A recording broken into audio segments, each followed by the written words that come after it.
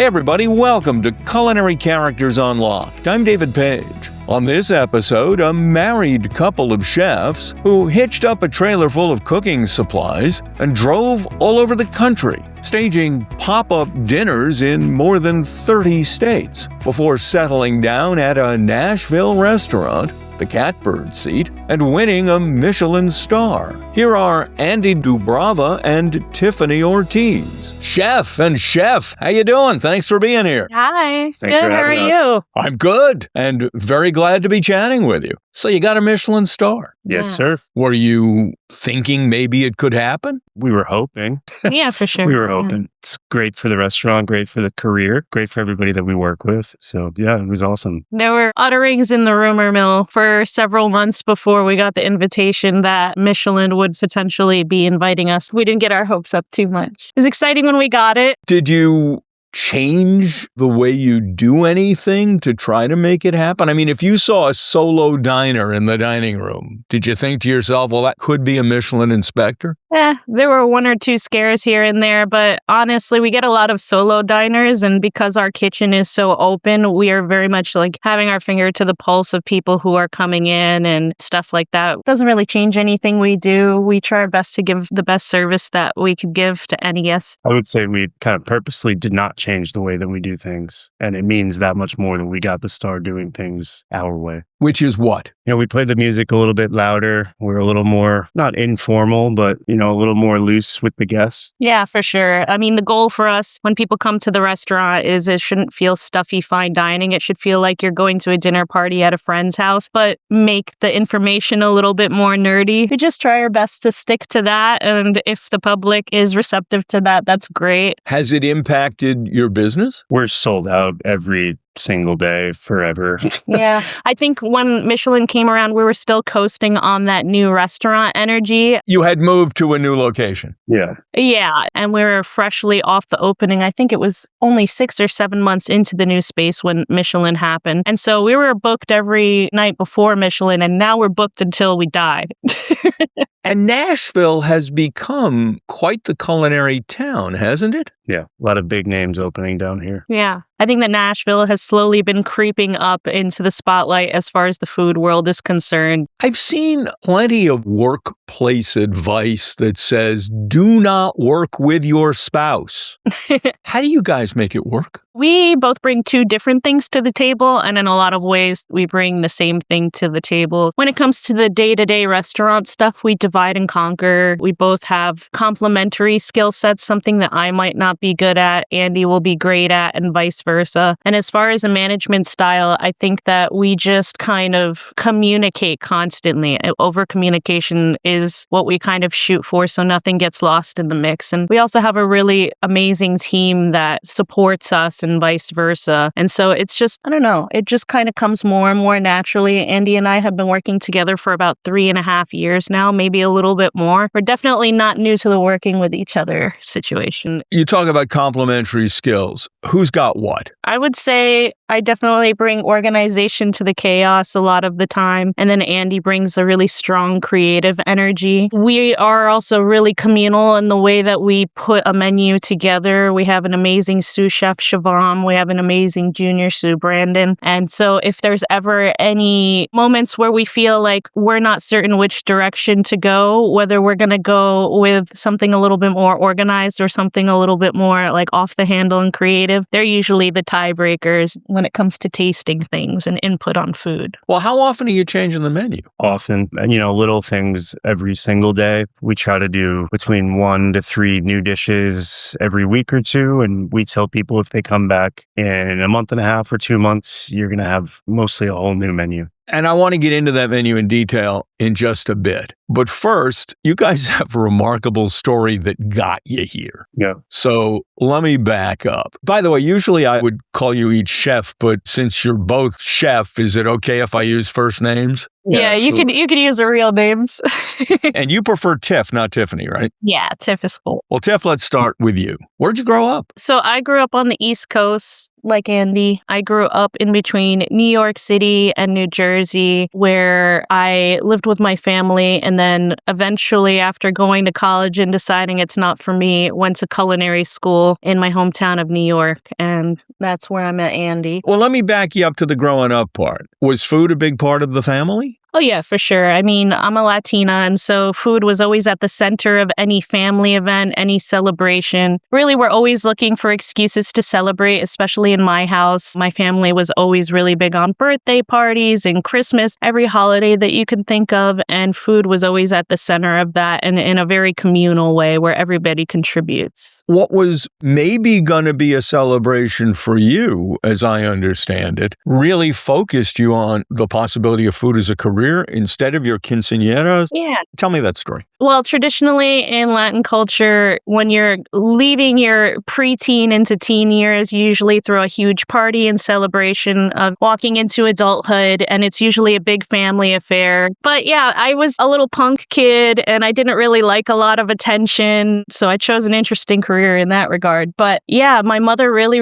was pushing for us to have this big birthday party, and I fought her every day on it leading up to the fact. And then eventually we came up with this idea that, because me and my mother are very close, that we would instead go to a country that we had both never been to together and just have that experience together. And we ended up going to France and to England. And so that kind of solidified my love for food, but in a different way. I would suspect more in France than England. Well, I had a lot of different cultural experiences while I was out there. I come from a Latin background, like I said, so I love a lot of flavor and I love a lot of spice, and there's a huge Indian community out there. And so I got to experience flavors that I wouldn't have otherwise been open to as a younger kid in a household where you usually have meals with your family. So it's a lot of the same. And yeah, I had a really amazing experience in France too. I mean, I think I ate like 3 baguettes a day while I was out there and ate butter like it was candy. French butter might as well be candy. Yeah. Did this make you think you want to do this for a living? At the time, it didn't really strike me until it was more of the aftermath, because at the time I was gearing up to go to school for history, for American history. And after a while, it started to feel like maybe I was wanting to be more geared towards something in hospitality. I think it just comes naturally. One, maybe as a woman, and two, especially as a woman of Hispanic descent, is like we love to take care of the people that we love. And sometimes that means cooking for them. And it's just hospitality and welcoming somebody in your home from start to finish. And so doing something in restaurants and cooking for other people slowly started to feel like a more natural choice for me. So you picked culinary school. Yeah. The same one that Andy went to. So let's get him there. Andy, where'd you grow up? Mom's from Massachusetts. My dad's from New York. So I kind of grew up going back and forth between the two. Definitely thought I was going to do something else with my life. I kind of went all in with music. I was a very serious drummer playing in different bands. Really thought that was going to be my career. Well, had food been a big thing at home? Not a big thing. You know, there was definitely occasions here and there. My mom and dad both worked a lot. My mom made dinner every night. But for me, it was when I was getting older and hanging out with friends, I was the one that was always making the snacks. I don't know how that really happened, but I just kind of fell into that. Well, you were kind of young when you got your first culinary job, right? I believe I was 14, at a pizza place in New York. Well, it's the best pizza on earth. Yeah. Okay, so you get a job at a pizza place. How does it progress? Do you look up and say, yeah, this is for me? I need to go to culinary school? No, it was definitely just a job. You know, I did that for a few years in high school. I went to college for English, and it was the job that when I would come home for a break, I would pick up some hours there. So I ended up working at this pizza place for 6 or 7 years on and off. I went to Fordham University for English for 2 semesters. And that was plenty? I'm sober now, but at the time, drinking was more important than going to class. Took some time and got my life back together, and then eventually decided to go to culinary school, and that's where Tiff and I met. Is that where you got involved? No, not per Just se. friendly. Yeah, we were just friendly. There were a lot of people in our graduating class who actually went on to not do anything involved with food. I think we're the only 2 who actually cook for a living. So I think maybe we were just more naturally inclined to socialize during our breaks and things like that. Smoking cigarettes, talking about music music and movies and what we're cooking that day in class and stuff. Well, this was the French Culinary Institute, right? Which isn't there anymore. I speak to some chefs who think culinary school was terrific. I speak to some chefs who think culinary school was What did it do for you guys? I needed the structure at the time, and I think that's what I benefited from most of all. I don't think that I came away with it with skills that I really held on to for the duration of my career. It definitely gave me a really strong foundation to build on. I think I eventually found my sound kind of on my own, just working at different restaurants after culinary school, but it definitely helped to prepare me for sure. I had, I think, a little more experience than most people that go to culinary school had. So for me, it was really kind of honing in the skills and learning the French words for things. I don't regret it at all, but you can definitely get the same experience working in the right kitchens where they're willing to teach. And we'll be right back. Culinary school's over. You each embark on a career. Tiff, what'd you do? I kind of bounced between fine dining and fast casual, just because there's so many options when you live in New York. There's so many different kinds of restaurants that you can work in. And usually you have to work in more than one just to afford to live there, especially back in the day with how much cooks were getting paid. This was like before TV made it a cool thing to do. I just kind of was so thirsty to learn everything that I possibly could that I just worked everything from fine dining to fast casual as long as I could. And a lot of the times they overlapped each other. And eventually, I think I might have burned myself out. I definitely had a strong hand in that. But also, I think that as you move up the ranks in kitchens, sometimes you find, and this isn't in every case, this is just true to my experience, I just found that eventually I was cooking less and managing more. And so I ended up leaving the restaurant industry after a few years in New York in order to embark on kind of more of an agricultural journey. Which took you to California at some point? Yeah, so I had this big plot to kind of leave my apartment behind and travel around the country and volunteer on organic farms to kind of get to know ingredients from start to finish. Just kind of, I don't know, I guess reimagine my love language with food. And you did that? Yeah, and so eventually that brought me out to California where I reconnected with Andy. He was cooking out there at the time, and he was one of the only people I knew. And so that's when we reconnected, and then there was more of a less of being friends and and more, yes.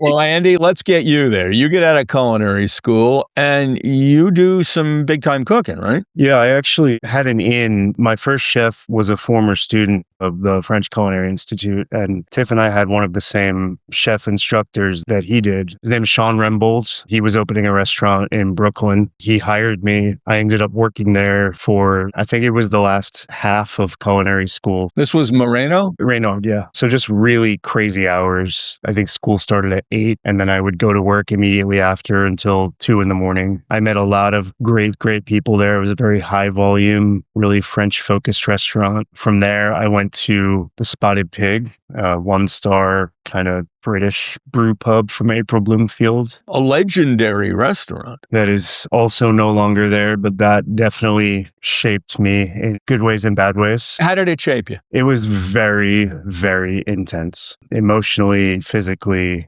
Very long hours, 2 p.m. to 4 a.m. shifts. People think of it, it gets discussed as like gastropub food, but it was incredibly precise, was it not? Yeah, April knows what she wants and she knows how to get it. And it's not for some people, but it was a very kind of transformative time for me in my career. From there, I, as Tiff was definitely feeling the burnout creeping in just because of what working there really did to you. So there was a little restaurant in my neighborhood. I lived in Sunnyside, Queens. There was a little Michelin bib gourmand restaurant called Salt and Fat that was kind of a Korean-focused farm-to-table-ish restaurant. I ended up working there for 3 or 4 years. I started as a line cook, quickly promoted to sous chef, and then executive chef within probably a year and a half, which I was not ready to be an executive chef of anything. So that led me to California. I was looking for kind of a mentor, and I found that in Jeremy Fox. In who? Jeremy Fox, formerly the chef of Rustic Canyon in Santa Monica. And is that where you feel like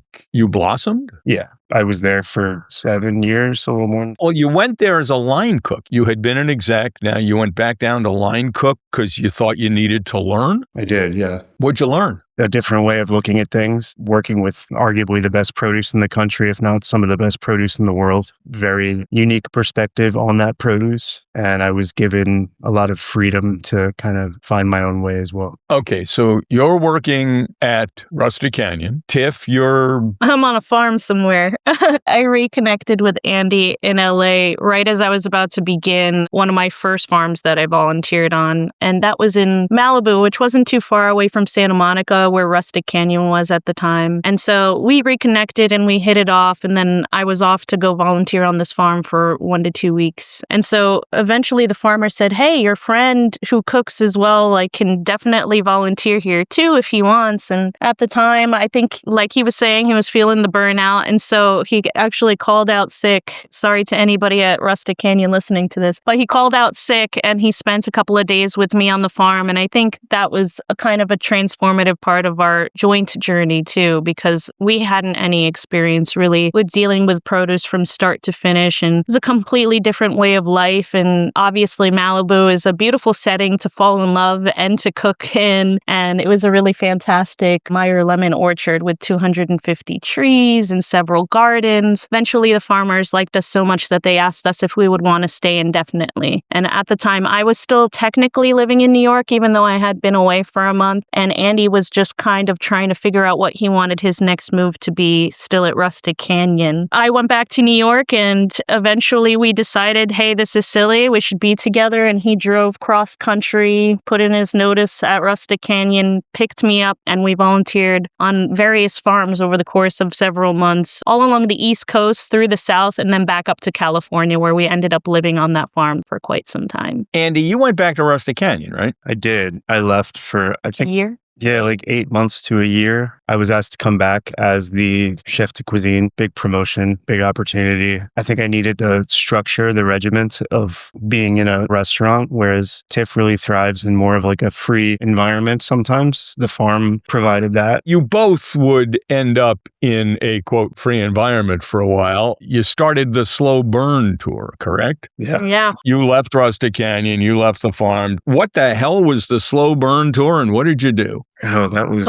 Yeah, that was a really wild ride. I mean, we were just coming off of the pandemic. So think about how the world looked around then. Being cooped up for a really long time, seeing that, you know, the way that we were cooking in a restaurant setting wasn't maybe necessarily sustainable for us as far as like a happiness-life balance ratio. And also we were just plotting our next moves. We knew that we wanted to leave LA eventually, but we weren't quite sure where we wanted to land. Being on tour kind of gave us the safety net to explore a bunch of different spaces in the culinary world around the country and in Canada. Let's define what the tour was. I mean, you hooked up a trailer with cooking supplies and took off and did what? We cooked anywhere that people would let us, basically. We put out feelers on Instagram for anybody that owns a restaurant that would be willing to let us use their space on the days that they're closed. The deal was a little bit different with each location, but yeah, it was cool. Yeah, we started off doing a small residency in LA because we still lived there. We weren't expecting it to be as successful as it was, not necessarily financially, but we were making enough to pay ourselves and to do what we wanted to do without a safety net. And then people from other states and other countries in restaurants were inviting us as opposed to us putting feelers out. And so I think like over the course of like 6 months, it really snowballed. And then we just kind of looked to each other and we're like, I think we have enough for an entire tour here. And so what we did was we kind of plotted out month to month, literally wrote down old school, all 12 months. And then we wrote which months we were invited into which cities. If there were 2 months in between one gig in Chicago, we knew we needed to drive from California to Chicago. So in order to sustain this financially, we needed to stop in cities along the way. You had to find somebody in Denver. Yeah, exactly. And that's exactly what we did. And so we would just put feelers out. Hey, we're looking to come to this city. Any restaurants that would have us? 9 times out of 10, somebody would reach out and invite us. And we worked out this really cool system, which I don't know how we convinced people to do this, but what we did was we operated out of their restaurant for days that they weren't already open to the public. Let's say most restaurants are closed on a Sunday or Monday. And we worked out a process profit share. They got a percentage of sales. In return, we would cook with their cooks, pay them separately, and they would help us promote the dinners. And it was just really cool. We got to work with a bunch of really amazing people all around the country.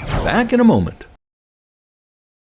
I think we went coast to coast 4 times. I'm pretty certain it was more like 8 times. We put a lot of miles on that Subaru. It's a Subaru ad. You went to 42 states? Yeah. Yeah, I think we only cooked in 30-something of them. Oh, only. Okay. Yeah. Did this give you a new mindset on local ingredients, on regenerative farming? Explain that to me. The fastest, most obvious thing was realizing how spoiled we were in Southern California with any varietal of anything you've ever heard of available locally. And it's just not that way in a lot of places. Yeah, I mean, every time we cooked in a different restaurant, we would also have access to all of their vendors and any farms that we worked with. And typically, the restaurants that would reach out to us or vice versa would be people who were of the same mindset as us. Which was what? What was the mindset? Supporting your local community of farmers and growers and dairies and cheesemongers and fishermen and even hunters, depending on what the state's laws were. And so being able to work directly with those people was really amazing. It taught us to really think on our feet, which was nice. Whereas in California, we could take a look at the farmer's market, literally walk through and say, I want a case of that, a case of that, a case of that. And then as we were moving into different climates and elevations and cultures, we would have to place orders pretty far in advance, and having those conversations with the chefs kind of, I don't know, we ended up working with a lot of ingredients that we weren't familiar with, which I think was really great. Like what? Bear.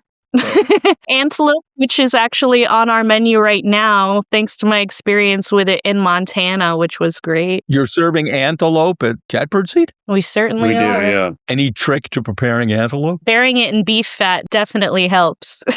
Because when I lived in Minnesota, hunters would invite you over for venison, but there was always this long explanation of how they had a secret method to make this tender, because usually it isn't, and then it wasn't. Is antelope like that? Yes and no. It's not as lean as I was. Well, it is very lean, but not in a way that it feels dry or chewy. We definitely do a little bit of work cutting out any silver skin or additional connective tissue. Yeah, I've always been concerned about antelope silver skin. It's kept me up at night. Yeah, honestly, we work with Broken Arrow Ranch in Texas, and they do a great job of like cleaning it up on the front end for us. And so it's not too much work that I have to do in the butchery process, which is nice. We cure it in a little brown sugar, salt, and aromatics for an hour. Ooh. And then afterwards, give it a good rinse and let it dry so we can get a good sear and a good bark on it. And we're not looking to cook it when we're picking it up that way. We're just looking for texture on the exterior. And then afterwards, we bury it in dry aged beef tallow from Bear Creek Farms and let it slowly cook at 130 degrees. So texturally, it eats a lot like... It's almost like filet mignon, to be honest with you. Tallow's having a moment, isn't it? Mm-hmm. And it's a byproduct of our restaurant is to have all of that beef tallow. So it also helps us in cross-utilize ingredients. I read that you refer to it as a closed loop approach, which I guess you were using or developing during the tour. What does that mean? We kind of perpetuated the slow burn tour by really challenging ourselves to use everything that we purchased for the dinners. So most of the space, maybe in the trailer, was jars of things that we had preserved along the way. I want to say 98% of the space. So when we were about to leave a city, we would spend however long we needed to looking at all of the fresh produce that we have left over and figuring out what to do with it. We also did a different menu with every city that we went to, utilizing all of that stuff. So tons of moving parts, all in the name of trying to use everything and throw as little as possible into the garbage. As I read, you guys are deeply into food waste as an issue. Was it on the tour that you developed this focus? I want to say it started on the farm. On a farm, you're a little isolated. There were sometimes I wouldn't leave the farm for like a month. Just finding a way to stretch the ingredients that you have and to work with what is available, whether it be foraging or what's in the garden or what you bought bought at the market during your last run. That was the first exercise in it. But during slow burn, we definitely worked that muscle a lot more and got a lot better at it. I think that it really helped to define our style as co-chefs while we're on tour too, because there was a lot of technique-driven food preservation and stuff, and we both brought different things to the table in that regard, and it was nice, yeah. And I think it really reflects in our food program now at the Catbird seat. Obviously less so because we have specific vendors and specific systems involved just so that we can be consistent for the guests, but ultimately that has led to Catbird seat kind of being a playground for how we can preserve those flavors throughout the season. Let's discuss, how'd you get there? You're on a tour, going all over the country. How'd you end up at the Catbird seat in Nashville with a full-time job? Brian Baxter, the previous chef, I had met him at a dinner series that I did in Nashville while I was working at Rustic Canyon. I want to say 2018 or 2019. We stayed in touch and he ended up flying me out there to do a dinner, I guess chef dinner at the Catbird seat just after COVID, I want to say. Yeah, and I got to come along too. So we had driven through Nashville during our, let's say, agricultural leg of the tour. Yeah, the earlier tour. Yeah, in 2017. And we knew we really liked Nashville, but that was our first introduction to the food scene. Our first introduction was through the farm scene. And so it was kind of nice that it came together and we were like, wow, I could live here. You know what couples do? You go anywhere, have a good time, and you're like, I could live here. Okay, so you end up on the 42-state tour. Did you just look up one day and say, you know what, let's get off the road and pick Nashville? What happened? Actually, Baxter texted us again and he was like, hey, want to come back? You want to come back? Pretty immediately sold out the dinner that we were doing, the slow burn Catbird dinner. Yeah, which we weren't expecting. Immediately added another date, and then that sold out too. And I think that got the owners kind of looking at us as a potential prospect. Yeah, and while we were in town, we were able to cook it to other restaurants as well. And those also sold out. So it was really great to kind of come to Nashville and to be able to feel the support from a community in a city that we already love was really great. And I think that that's when we started to think, man, I miss having a community. It's great working with other chefs around the country, but at the same time, it feels really great to have a place to call home, even if for a short time, because I think we stayed here for about a month when we came to cook out here. Brian Baxter was leaving? Yeah, so the Catbird seat is kind of an incubator program for a few years. So yeah, he was coming to the end. I think he was there for 4 full years. I think because of the pandemic, things also lasted a little bit longer for Brian. I think that they had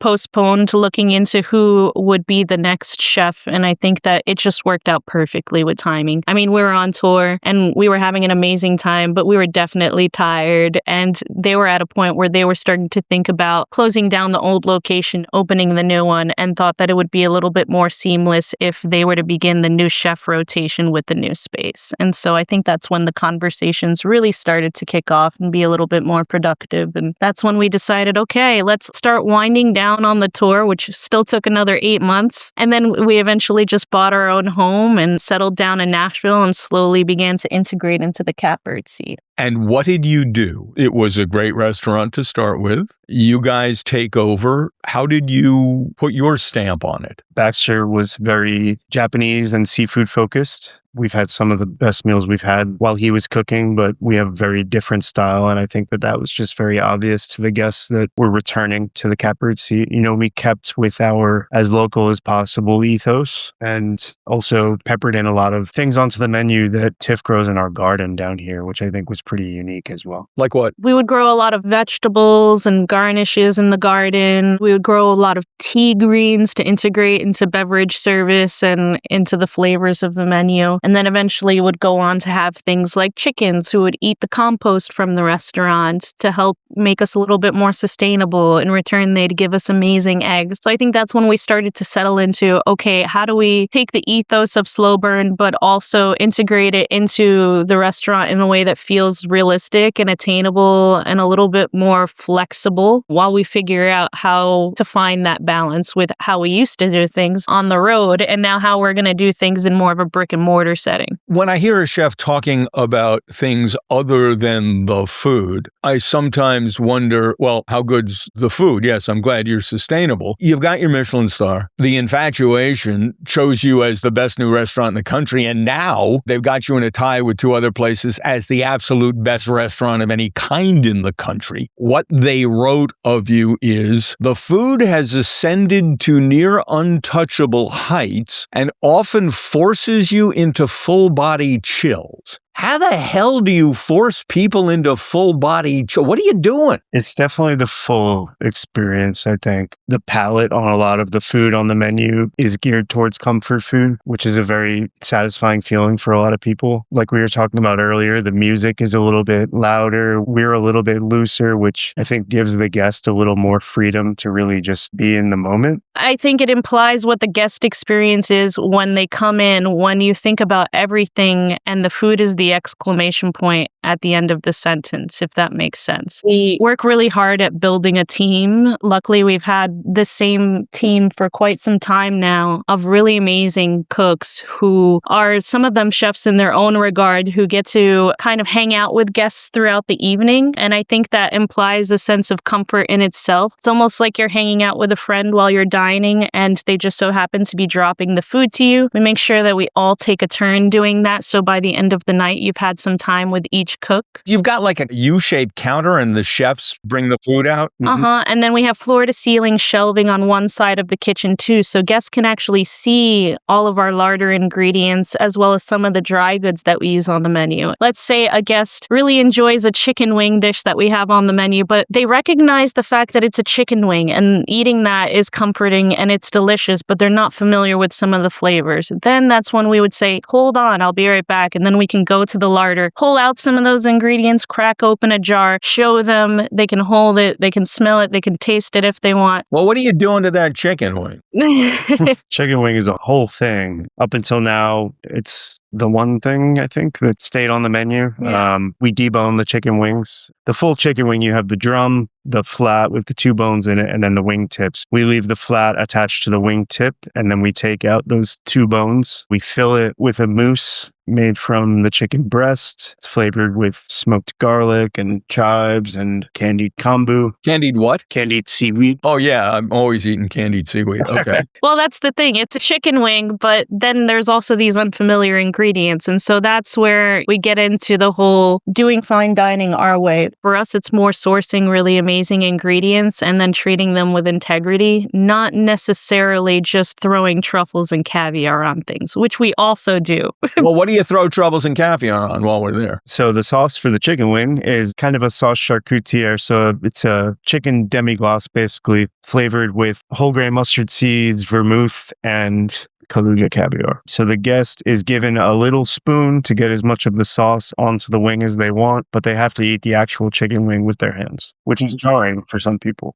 You see people try and use a knife and fork. And so this is kind of like a small way where we try to make people more comfortable. Say, listen, roll up your sleeves, eat with your hands, make a big mess. We have some hot towels for you afterwards. I think that all of that, just kind of like going back to a guest having a full experience, everything that you do influences that, not just the food. You're doing a tasting menu of 12, 13, 14 courses? It might be 16 now. I think it's like 16 dishes, bites, but we consolidate it into about 10 or 11 drops, if that makes sense. And I know it changes all the time, but if I come in tonight, what are you going to offer me? We start with a little crab salad. A lot of our seafood is either from Tennessee or comes from up near Massachusetts, where my family lives. So Tiff has a really cool Jonah crab salad to kind of start the menu. How do you make, crab salad's crab salad, right? What do you do to make it special? So we get really amazing crab, like Andy was saying, from Massachusetts. It's Jonah crab, which is very similar to Dungeness, which a lot of people are familiar with if you've ever gone to a boil or anything like that. And so we season it with a vinegar made from black walnuts, which is indigenous to most of the United States, especially in the southeastern United States and a lot of the wooded areas of the Appalachian Mountains, or even across the street from our house, there's a ton of them. The crab is seasoned with that vinegar, wild spice bush, and a miso that we make in-house with all of the trimmings and shells coming off of that crab, just a way for us to cross-utilize some flavorful ingredients that usually get disregarded. And then we dress it in some fresh apple that's been pressed in citrus that we're getting in. We're getting in some really amazing Cara oranges, as well as mandarin quats, and then a little bit of black mustard seed oil too, which has a hint of spice, some pressed coriander on the top. So that's the first bite. Give me a couple other items from the menu. I'm very proud of, we have an omelet course that has changed a couple times, but kind of let it drive me crazy for a little while. It's a very technique-driven dish that is presented incredibly simply to the guests. It's not an omelet by any means. It's basically emulsified egg yolks wrapped around parsnip, black trumpet mushrooms, a little bit of truffle. It's on the plate with a sauce made from whey that we accumulate from cheese making in-house that we emulsify with some saffron. And then we serve that with a little parsnip bun and a little more caviar.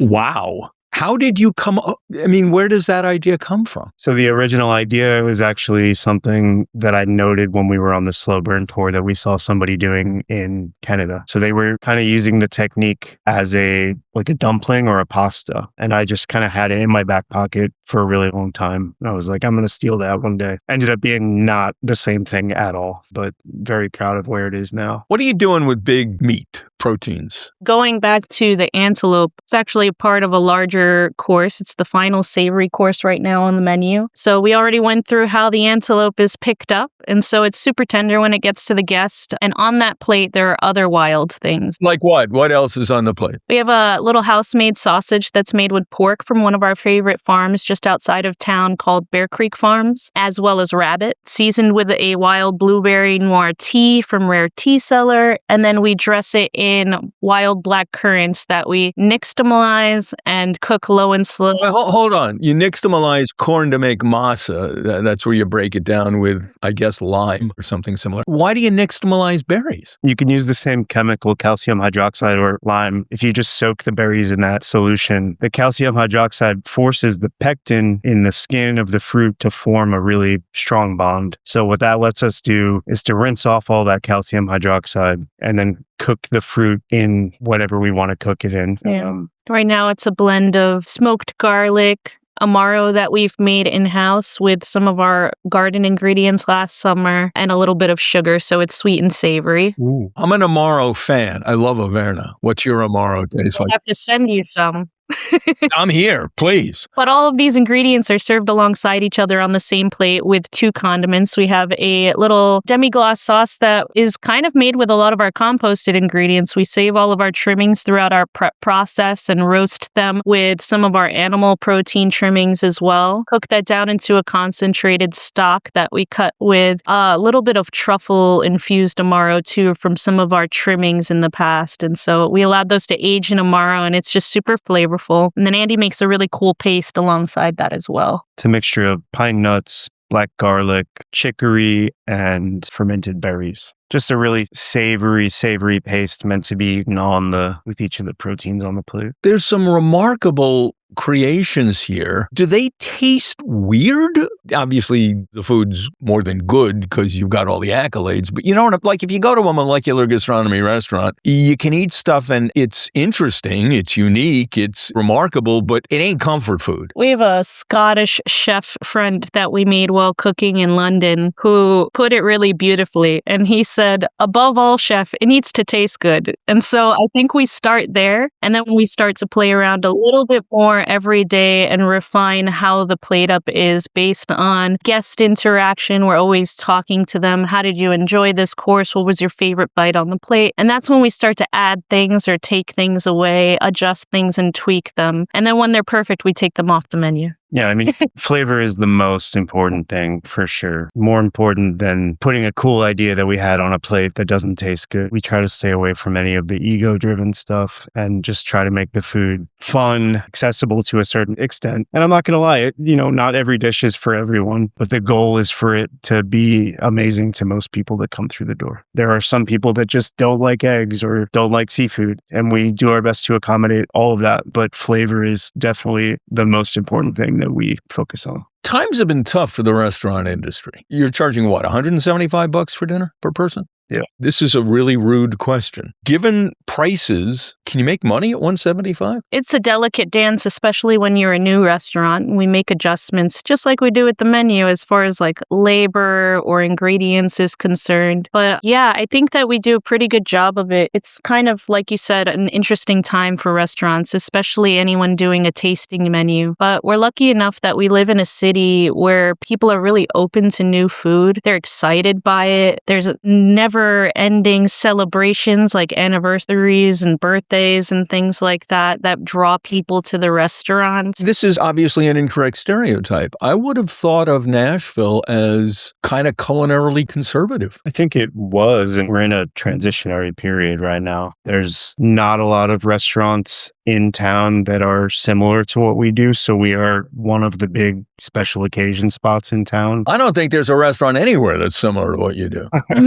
Yeah, I think that we've been very lucky and we've been getting a lot of buzz for different reasons, and we're just trying to ride the wave. Yeah. Well, you're earning a lot of buzz. The industry in general, okay, you guys are making it. Restaurants are closing. There are predictions that fine dining is dead. What's the state of the restaurant biz in America going forward? Anybody who's in fine dining, if they want to survive, just needs to redefine what fine dining means to them. That's what we did. And like I said, it's sometimes shining a light on more humble ingredients and doing more technique-driven stuff, listening to your guests, because ultimately you're not cooking for yourself, you're cooking for other people, and just kind of adjusting with the market, not being afraid to raise the prices if that's what it takes for you to be able to pay your team well or be able to support your local farms as opposed to ordering from the other side of the country, something that's maybe a little bit cheaper. There's a lot that goes into it. You mentioned that there's a finite half-life to a chef's duration at the Catbird seat. How much longer are you going to be there, and what's in your future? We haven't exactly had that conversation yet. I know.